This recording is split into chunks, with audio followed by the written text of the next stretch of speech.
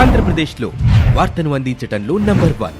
ప్రజల సమస్యలను, నిరుద్యోగ సమస్యలను, ఉద్యోగ, ఉపాధ్యాయ, కార్మిక, పెన్షన్ సమస్యలను, మరే ఇతర సమస్యలనైనా మా సమస్యలుగా భావించి ప్రజా శ్రేయస్సు కోసం నిరంతరం వాటి నివారణ మార్గాలతో ప్రభుత్వ దృష్టికి తీసుకువెళ్లి పరిష్కరించడానికి మీ ముందుకొస్తున్న ఈ వివిడి న్యూస్ టీవీ. మరిన్ని అప్డేట్స్ కోసం చూడండి VVD news TV live. VVD news TV. Shabad లో దారుణ నరమేధం.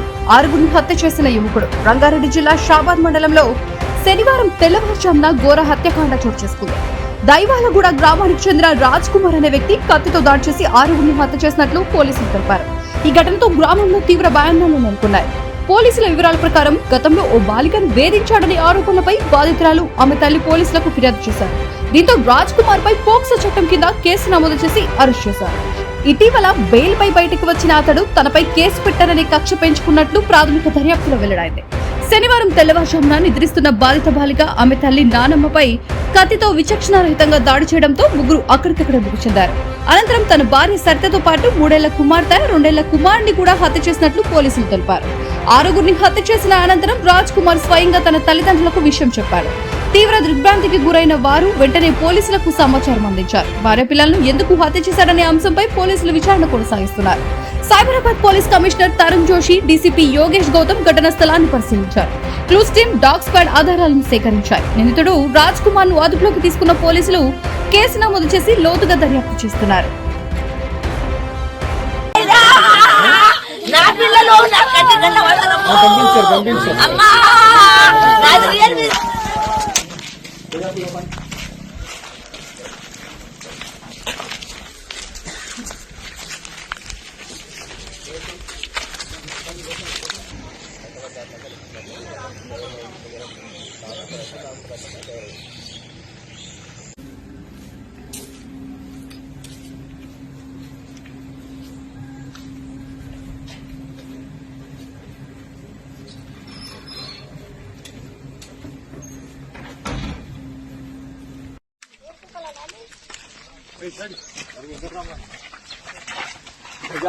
बहुत खराब हो काम बहुत खराब.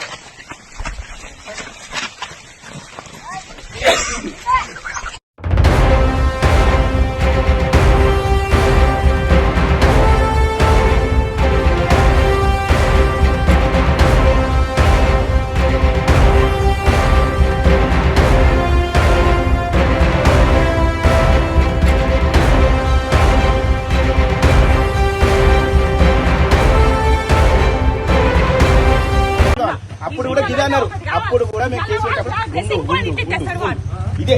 ఇప్పుడు కూడా మీరు వచ్చి కూడా ఇప్పుడు వాళ్ళకి బొట్లు మీరు అంటారా అని అనట్లే. మేము ఇప్పుడు పట్టుకోవడానికి రాజ్ కుమార్ ఎన్నేళ్ళు పట్టుకుంటారు చెప్పండి. ఇప్పుడు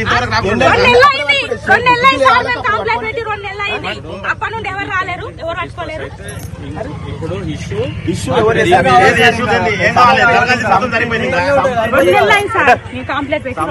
కాంతారెడ్డి, రమేష్ ఎస్ఐ, సిఐ కాంతారెడ్డి నిర్లక్ష్యమే చంపింది. వాళ్ళు పోలీసులు కాకపోతే పోలీసులు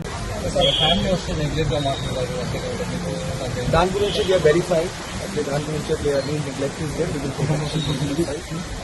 ఎగ్జామిన్ చేస్తున్నాము. ఇది పాత ఫైల్ కూడా చూసాము. Investigation is almost complete in that. But ఈ ఫ్యామిలీ వాళ్ళు డెఫినెట్లీ దే ఆర్ అలెజింగ్ దీని పైన కూడా కొన్ని కంప్లైంట్స్ రేజ్ చేస్తున్నారు. We are examining that. యాంటిసిపేటరీ వచ్చిన తర్వాత పోలీస్ స్టేషన్ వచ్చారు. యాంటిసిపేటరీ తీసుకున్నాక కండిషన్ పోలీస్ ఎస్ వచ్చారు. యాంటిసిపేటరీ పోయిన తర్వాత ఇది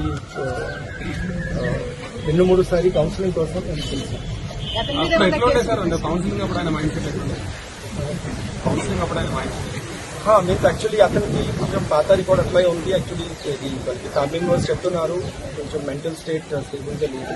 అతనికి గ్యాంబ్లింగ్ కి కూడా అలవాటు ఉంది. దాని గురించి కొన్ని లోన్స్ ఉన్నాయి. ఇంతకు ముందు 240 లోన్స్ ఉన్నాయి. So because of that also he was mentally disturbed.